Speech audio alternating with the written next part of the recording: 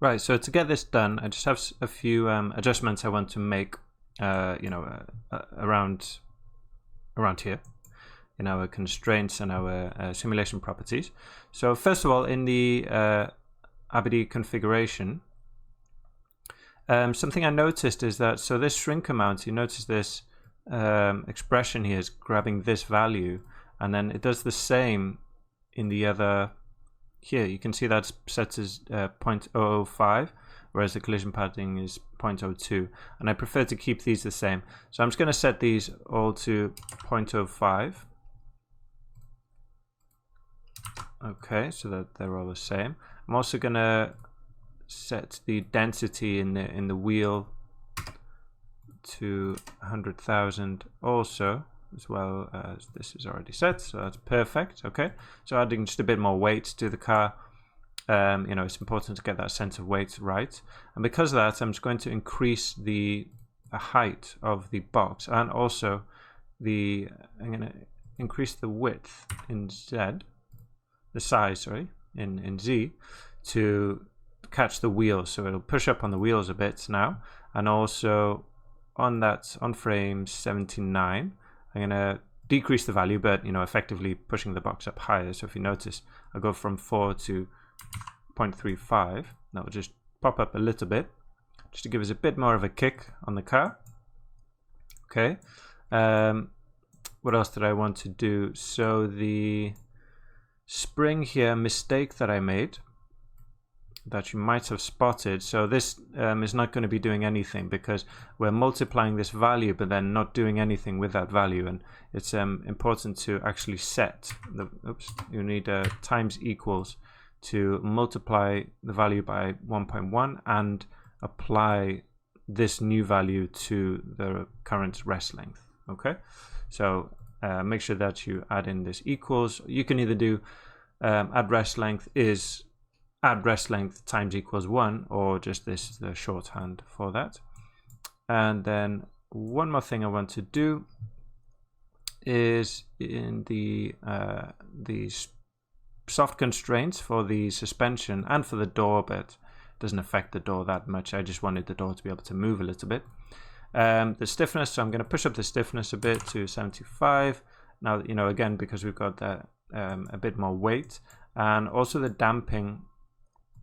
So to get it a bit less springy, we'll push the damping up a bit. Okay, the lower, I don't know, I think I might have said it back to front earlier on, but the higher this value, the less of a springy motion you get, right? More damping means, well, it's damper, it's softer, it's less, you get return less energy. So I'm going to push that up to 2.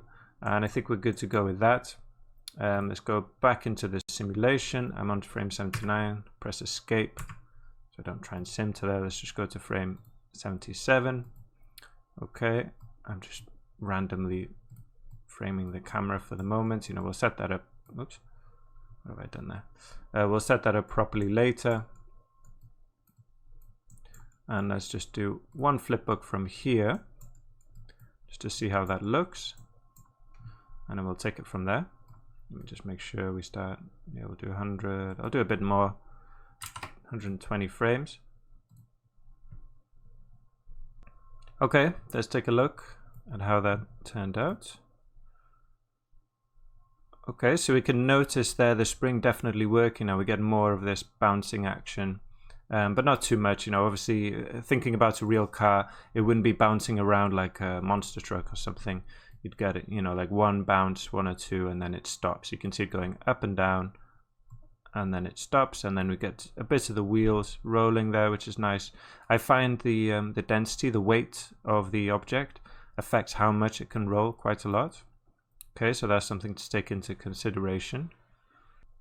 One thing I'm not sure about whether I like is the fact that it's rolling back and forward. It's kind of rolling back and then forward again. But we could just kind of slow that down post sim. So we'll look at that later, make a decision on that. But it's not something we need to deal with in the sim itself. So now that we've got a working sim, we just need to cache this out. So just like before, we're using ABD IO. Okay, and I'm going to do the geometry and the points, okay, which is faster. So we just connect up the first ports and the last ports. So these are the simulation points. If you remember, they're just literally points which represent the location, you know, of all the pieces, like that. Okay, and then they'll be used to transform the pieces in here. So we need to save a rest geometry. So I'm going to make sure that I'm on the first frame of my sim before I do that. Okay, so this will save this one frame. So I'll save it into my hip is fine. Let's say week 3 geo. Do that. Okay, and then let's do sim dot rest dot geo, something like that. So make sure not to put $f there, okay, because we only want the one frame. We don't want a load of frames, just the one frame. Well, you can put $f, but it's not necessary here because we're just saving the one frame, as I said. And this will create a new folder for me. It'll be called .sim. That's fine. We'll save that to disk, and then let me copy this, paste it in here, and then I'll just remove this rest and put $f3 geo. We don't want all of these frames. I want from 77 to, I don't know, we'll just get 130. Okay, a few more than what we've already got. We might need it. It's not very expensive, you know, it's not a heavy sim, so why not?